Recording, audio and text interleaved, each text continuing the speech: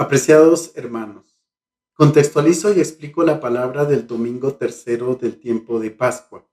La primera lectura está tomada del libro de los Hechos de los Apóstoles en el capítulo tercero, versículos 13 a 19. Se trata de una parte del discurso pronunciado por Pedro a la multitud después de la curación de un paralítico. El contexto es el siguiente. Pedro y Juan subieron al templo de Jerusalén para orar en la hora nona. En la puerta del templo llamada La Hermosa había un tullido de nacimiento que pedía limosna. Pedro entonces, fijando la mirada en él, le dice: no tengo plata ni oro, pero lo que tengo te doy. En el nombre de Jesucristo el Nazareo, ponte a andar. Y así sucedió. El que había sido curado lo siguió hasta el pórtico de Salomón, donde había mucha gente reunida. Al ver este acontecimiento extraordinario que había suscitado tanta admiración, los presentes están atónitos y Pedro se dirige entonces a ellos de esta manera: varones israelitas, ¿por qué os maravilláis de esto? ¿O por qué nos miráis así, como si por nuestro propio poder o piedad hubiéramos hecho andar al paralítico? Y aquí aparece nuestro texto. El Dios de Abraham, de Isaac y de Jacob, el Dios de nuestros padres, ha glorificado a su siervo Jesús, al que vosotros entregasteis y rechazasteis ante Pilato cuando había decidido soltarlo. Rechazasteis al santo, al justo, y pedisteis el indulto de un asesino. Matasteis al autor de la vida, pero Dios lo resucitó de entre los muertos y nosotros somos testigos. Sin embargo, hermanos, sé que lo hicisteis por ignorancia y vuestras autoridades lo mismo, pero Dios cumplió de esta manera lo que había dicho por los profetas, que su Mesías tenía que padecer. Por tanto, arrepentíos y convertíos para que se borren vuestros pecados. Cuando Pedro dirige los discursos, continuamente repite: nosotros somos testigos. Los apóstoles son conscientes de ser testigos de la resurrección porque las obras que hacen demuestran que Cristo está vivo. Así como Jesús recorrió los caminos de Palestina anunciando el evangelio, curando a los enfermos, dando de comer a quien tenía hambre, recuperando a quien estaba perdido, así también en este momento se cumplen una serie de gestos que quiere decir que la misma fuerza que operaba en Jesús, el mismo poder, así no hubiesen milagros, ahora se está llevando a cabo. Esto quiere decir que Jesús está vivo, que su espíritu está presente en el mundo y que continúa su acción por medio de los discípulos. En este sentido, también nosotros, hoy como discípulos del Señor, somos testigos de la resurrección. Quien anuncia el mensaje de salvación, quien se empeña para acabar con el hambre, el dolor, la enfermedad, quien ayuda a los cojos que no son capaces de continuar el camino de la vida, etcétera, es un discípulo movido por el Espíritu de Cristo resucitado que realiza las obras de Cristo. Es el testimonio de que Cristo sigue vivo. Hay que subrayar un segundo elemento en el discurso de Pedro: los atributos de Jesús. Lo llaman siervo, fiel a Dios, santo, justo, que conduce a la vida. No se trata de unos títulos honoríficos, sino de la síntesis de la fe en lo que creían los primeros cristianos. Y un tercer elemento hace referencia a la contraposición dramática entre muerte y vida, entre las obras de los hombres y las obras de Dios. Los hombres, ¿qué hacen? Matan al autor de la vida y prefieren a un asesino, a Barrabás. Y por tanto, en contraposición a esto aparecen las obras de Dios, que es resucitar a Jesús de entre los muertos, conducirlo a la vida. Es un mensaje de esperanza el que comunica Pedro. El amor de Dios prevalece siempre y saca provecho incluso de los errores de los hombres. Como decimos, Dios escribe recto sobre líneas torcidas. Su proyecto no es anulado por la ignorancia, sino que incluso de los eventos más dramáticos, de los gestos más insensatos de los hombres, Dios los utiliza para que entremos en su designio de salvación. En la última parte, Pedro dirige una invitación a la conversión. Los errores, los pecados no tienen la última palabra. Al final está siempre el perdón y la posibilidad de que la persona se recupere. La curación del paralítico es el signo de que se opera la fuerza del espíritu del resucitado. Incluso hoy, nuestra curación del pecado pasa por dos etapas. La primera es tomar conciencia del mal que cometemos, admitir sin excusas que nos equivocamos. Y la segunda es el cambio de vida, es decir, la conversión. La segunda lectura está tomada de la primera carta del apóstol San Juan, capítulo 2, versículos 1 a 5. En la comunidad de Juan había algunos grupos de discípulos que pensaban que la sabiduría espiritual que habían adquirido y la iluminación que habían recibido los hacía inmunes de cometer cualquier pecado. Una vez que habían recibido el perdón, ya nunca más volverían a pecar. Juan dice que no es así y denuncia esta peligrosa ilusión en el capítulo primero, versículos 8 a 10. Dice, si decimos que no tenemos pecado, nos engañamos a nosotros mismos y la verdad no está en nosotros. Si confesamos nuestros pecados, Él es fiel y justo para perdonar los pecados y para limpiarnos de toda maldad. Si decimos que no hemos pecado, le hacemos a Él un mentiroso y su palabra no está en nosotros. Y continúa el texto. Hijos míos, os escribo esto para que no pequéis. Pero si alguno peca, tenemos a uno que abogue ante el Padre, a Jesucristo, al justo. Él es víctima de propiciación por nuestros pecados, no solo por los nuestros, sino también por los del mundo entero.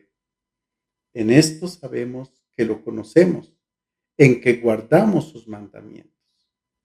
Quien dice yo lo conozco y no guarda sus mandamientos es un mentiroso y la verdad no está en él. Pero quien guarda su palabra, ciertamente el amor de Dios ha llegado a él a su plenitud. En esto conocemos que estamos en él. Un cristiano es consciente de su propia fragilidad y reconoce que, no obstante haya sido perdonado, continúa siendo débil y puede pecar nuevamente. Pero San Juan da una buena noticia, que si comete pecado no hay ningún problema porque hay junto al Padre un abogado. Tenemos a Jesucristo el justo. Por tanto, nadie podríamos tener miedo porque la salvación está dirigida para todos los hombres. La segunda parte del texto se dirige a quien afirma que ha conocido a Dios, pero en su vida no practica sus mandatos. La fe, dice Juan, no puede estar desligada de la vida. Solo quien observa la palabra tiene en sí mismo el amor de Dios. Quien se limita solamente de palabra a confesar su adhesión a Cristo, pero no lleva una vida de acuerdo con el Evangelio, es un mentiroso y se ubica fuera del proyecto de salvación. Esto no significa que irá a la perdición eterna, sino que se trata de una invitación fuerte que hace el autor a tomar conciencia de que quien se aleja del Señor y de sus caminos se aparta totalmente de la fuente del amor, de la alegría y de la vida. El Evangelio está tomado de San Lucas, capítulo 24, versículos 35 a 48. Se trata de otro de los encuentros del resucitado con sus discípulos. Esta experiencia sucede justamente en Jerusalén el día de Pascua, cuando todo comenzó con la visita que hicieron las mujeres al sepulcro y el anuncio de resurrección que ellas recibieron. San Marcos nos dice que las mujeres encontraron el sepulcro vacío y un joven que les habló para comunicarles que si buscaban a Jesús al crucificado, él ya no estaba porque había resucitado. Mateo dice que las mujeres vieron que un ángel descendía del cielo después de un grande terremoto que movió la piedra y este ángel fue el que les habló. En cambio, Lucas dice que las mujeres encontraron en el sepulcro a dos hombres con vestiduras blancas y hoy nos presenta también el testimonio de dos de los discípulos. El número dos, tanto de estos dos hombres vestidos de blanco como de los discípulos de Maús, está indicando el número de testigos suficientes para verificar un hecho. En este caso, el hecho de la resurrección. Ahora bien, el color blanco es el color de Dios. Significa que han recibido una revelación del mismo Dios. Ya cuando era de noche, entonces los 11 y un grupo de discípulos se encontraban allí hablando de las manifestaciones del resucitado, de las que Simón y algunos otros habían sido testigos. Cuando de pronto llegan dos discípulos de Emaús que refieren lo que les ha sucedido en el camino y cómo habían reconocido al Señor al partir el pan. En este momento de alegría desbordante, donde hay una comunidad reunida, allí se presenta Jesús resucitado. El texto dice lo siguiente: en aquel tiempo contaban los discípulos lo que les había pasado por el camino y cómo habían reconocido a Jesús al partir el pan. Estaban hablando de estas cosas cuando se presenta Jesús en medio de ellos y les dice: paz a vosotros. Llenos de miedo por la sorpresa, creían ver un fantasma. Él les dijo: ¿por qué os alarmáis? ¿Por qué surgen dudas en vuestro interior? Mirad mis manos y mis pies, soy yo en persona. Palpadme y daos cuenta de que un fantasma no tiene carne y huesos, como veis que yo tengo. Dicho esto, les mostró las manos y los pies. En medio de los discípulos está Jesús. El texto no dice que Él se aparece y luego desaparece. El evangelista utiliza el verbo histen para decir que Jesús está ahí, en medio. Sí, porque el resucitado nunca se ha ido de la comunidad, nos lo dijo Mateo. Yo estaré con vosotros todos los días hasta el fin del mundo. El problema es que los ojos de los discípulos eran incapaces de verlo, pero ahora sí los ojos se abren y se dan cuenta que Jesús ha estado siempre presente. Ahora es cuando ellos toman conciencia de que Él está vivo y está en medio de ellos. Nosotros también vemos al resucitado en la comunidad cuando estamos reunidos para escuchar la palabra y para la fracción del pan en la Eucaristía. De hecho, la celebración comienza con las palabras del sacerdote, que son las mismas que utilizó Jesús cuando está con sus discípulos. La paz esté con vosotros. Cuando nosotros nos alejamos de todos nuestros afanes diarios y dedicamos un tiempo para estar con la comunidad, nos damos cuenta de que el resucitado está ahí presente. Lo podemos ver y palpar con los ojos de la fe, no con los ojos físicos, como si Jesús estuviera materialmente como era antes de morir, no, con los ojos de la fe, con los ojos de la contemplación, porque ciertamente Jesús resucitado es el mismo Jesús terreno, pero distinto porque está resucitado, como dice San Pablo, tiene un cuerpo incorruptible. Por eso no lo podemos ver con los ojos físicos ni tocarlo con las manos. Él adquiere una realidad distinta. Acordémonos que así como salió de las sábanas, así entró estando las puertas cerradas para saludar a sus discípulos. Tiene otra realidad que no es material, sino espiritual. Bien, nosotros entonces reconocemos a Jesús resucitado en el pan eucarístico, en el pan partido. El evangelista nos dice que hay una reacción de los discípulos cuando está Jesús ahí. Ellos están aterrorizados y asustados. Debería ser todo lo contrario. Deberían estar alegres y felices de ver al Señor. Toda presencia de Dios narrada en la Biblia siempre está acompañada por reacciones de temor por parte del hombre. Así, por ejemplo, Isaías, en el momento de recibir su vocación, dice: «Ay de mí, estoy perdido. Yo, hombre de labios impuros, he visto con mis ojos al Rey y Señor Todopoderoso». Pensemos en Zacarías y María, quienes quedaron respectivamente asustados y desconcertados ante el anuncio del nacimiento de un hijo. O bien, los apóstoles que durante la transfiguración estaban llenos de miedo. Pero no se trata del miedo ante un peligro, sino del estupor de quien recibe una revelación de Dios. Pero la pregunta es, ¿por qué Lucas emplea este lenguaje del miedo y del temor? La respuesta, porque se está dirigiendo a los griegos y no a los judíos. Me explico. Para la cultura semita, es decir, para los judíos, el ser humano, el hombre, es una realidad unitaria que se compone de tres elementos: alma, cuerpo y espíritu, como San Pablo escribe a los tesalonicenses en el capítulo 5.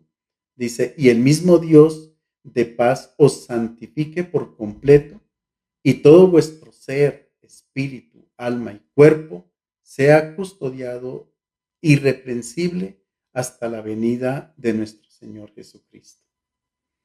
Ahora bien, la resurrección se concibe como una unidad. Cuando un cuerpo resucita es una unidad. Es decir, resucita la persona integralmente, no con un cuerpo material corruptible, sino transformado, como dice San Pablo en la primera carta a los Corintios. El texto dice: «Al morir sembramos un cuerpo material, pero cuando resucite será espiritual, porque es imprescindible que este cuerpo corruptible se convierta en un cuerpo incorruptible y que lo mortal sea inmortal».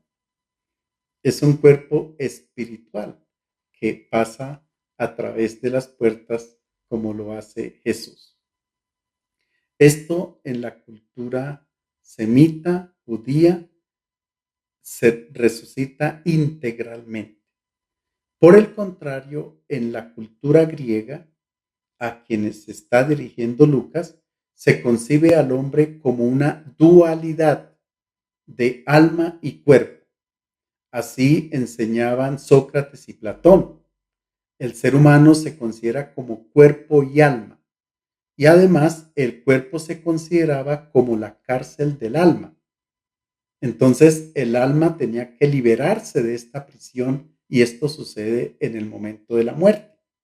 Por tanto, la muerte es como una curación, pero la resurrección no se consideraba completa de la unidad del hombre, sino que para los griegos el alma era la única que entraba en la inmortalidad.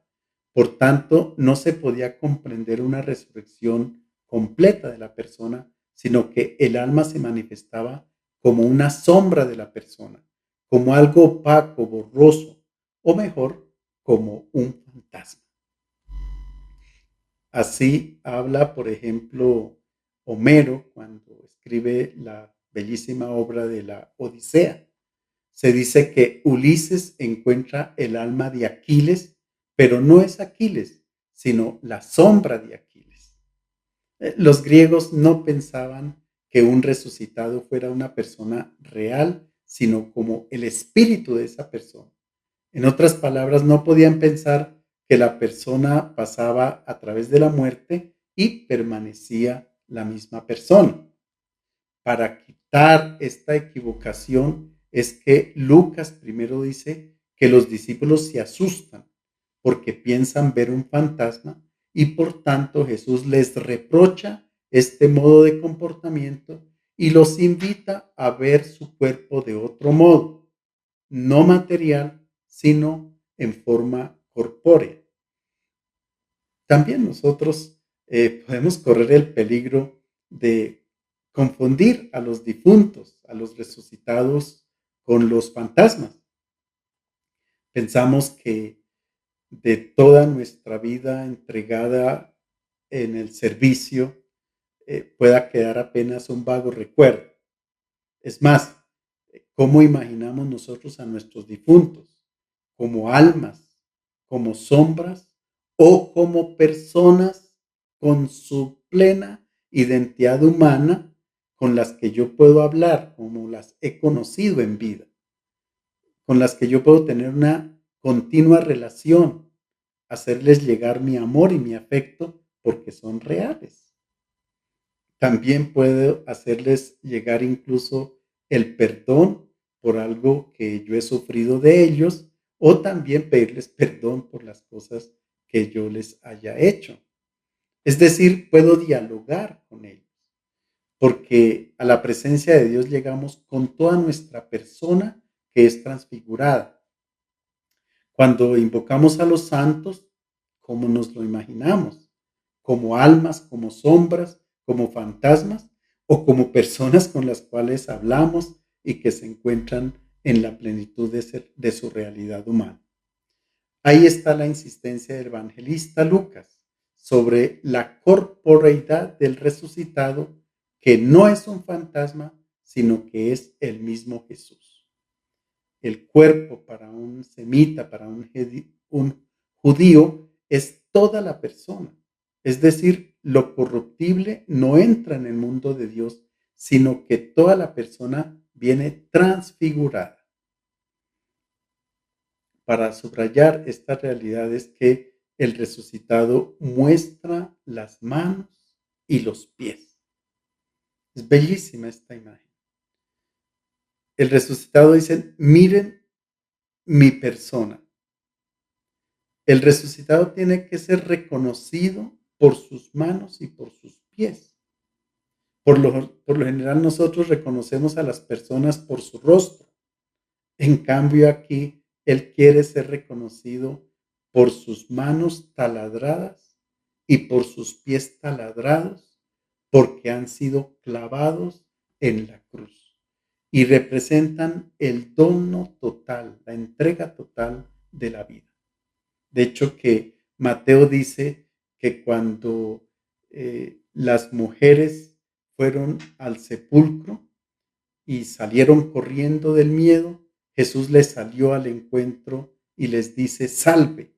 Y ellas, acercándose, abrazaron sus pies y le adoraron. Abrazaron sus pies.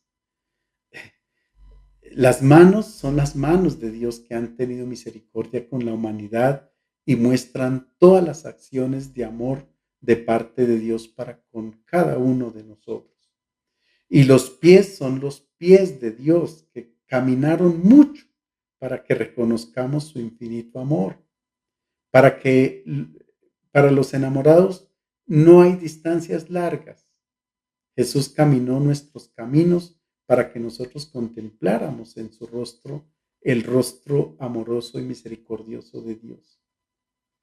Es importante que nosotros caminemos en la misma dirección que caminaron los pies de Jesús. De lo contrario, estaríamos corriendo un camino tal vez equivocado. Importante ver hasta dónde llegan los pies de Jesús para que nosotros también nos planteemos como objetivo llegar allá, es decir, llegar hasta la presencia de Dios. Es que al fin y al cabo, el cristiano tendrá que ser reconocido por las manos y los pies. Bienaventurados aquellos que podrán mostrar a Dios sus manos y sus pies marcados por las acciones de amor. Podrán gloriarse con Pablo, que dijo: llevo en mi cuerpo las marcas de Jesús, en la carta a los Gálatas capítulo 6. En síntesis, Lucas emplea un lenguaje material que puede ser malentendido y no es una crónica. Él no quiere que sus lectores confundan el resucitado con los fantasmas de los cuales se habla en la tradición griega. Veamos cómo continúa el texto. Y como no acababan de creer por la alegría y seguían atónitos, les dijo: ¿tenéis ahí algo de comer? Ellos le ofrecieron un trozo de pescado asado. Él lo tomó y comió delante de ellos. Un resucitado no come, y por otra parte no es fácil encontrar el pescado en Jerusalén. Esta insistencia sobre la corporeidad del resucitado es para decir que Jesús definitivamente no es un fantasma. Pablo en la carta a los Corintios nos dice que el resucitado no tiene un cuerpo material, sino un cuerpo espiritual, y llama estúpido a quien cree que lo material entra en el mundo de Dios. También en el libro de los Hechos de los Apóstoles, Pedro dice que ellos han tenido la experiencia de encontrar a Jesús y dicen: y nosotros hemos comido y bebido con él después de su resurrección de entre los muertos. En Hechos capítulo 10. Son imágenes empleadas por Lucas para subrayar la resurrección corpórea de Jesús, que no es material. Y les dijo: esto es lo que os decía mientras estaba con vosotros, que todo lo escrito en la ley de Moisés y en los profetas y salmos acerca de mí tenía que cumplirse. Entonces les abrió el entendimiento para comprender las escrituras y añadió: así estaba escrito, el Mesías padecerá, resucitará entre los muertos al tercer día, y en su nombre se predicará la conversión y el perdón de los pecados a todos los pueblos, comenzando por Jerusalén. Vosotros sois testigos de esto. Esta revelación de que la persona que ha donado la vida ha resucitado porque ha entrado en el mundo de Dios se encuentra en la Sagrada Escritura. Si no se abre el corazón al mensaje de la Escritura, no se alcanza a ver cuál es el destino final de Jesús y el destino final de nosotros. Jesús les da una lección a estos discípulos sobre la Escritura, como lo había hecho con los discípulos de Emaús. Él abre los corazones a la comprensión de la Escritura. ¿Por qué también esta insistencia en entender la Escritura por parte del evangelista? Porque los discípulos esperaban un Mesías político que impusiera el poder de su pueblo sobre el mundo, que fuera un dominador, pero se encontraron con un Mesías que tenía las manos y los pies perforados por los clavos de la cruz. Y esta es la identidad del Mesías que contrasta contra todas las esperanzas de los discípulos. El resucitado les dice que cuando se lee la Escritura, se encuentra el verdadero designio de Dios. Y Dios no quería un Mesías que cambiara el mundo con el poder y el dominio, sino con el amor. Este era el proyecto de Dios. Y a los ojos humanos todo parecía un fracaso, pero Dios realizó su proyecto a través del mayor crimen que ha cometido la humanidad. Cuando los discípulos entendieron la escritura, es decir, ven en ella el designio de amor de parte de Dios realizado en la persona de Jesús, inmediatamente se convierten en testigos, en los heraldos de este mundo nuevo que alcanza su realización en el amor. Ellos comprenden que en vez del dominio está el servicio que lleva incluso al don de la vida por amor. Les deseo a todos un feliz domingo.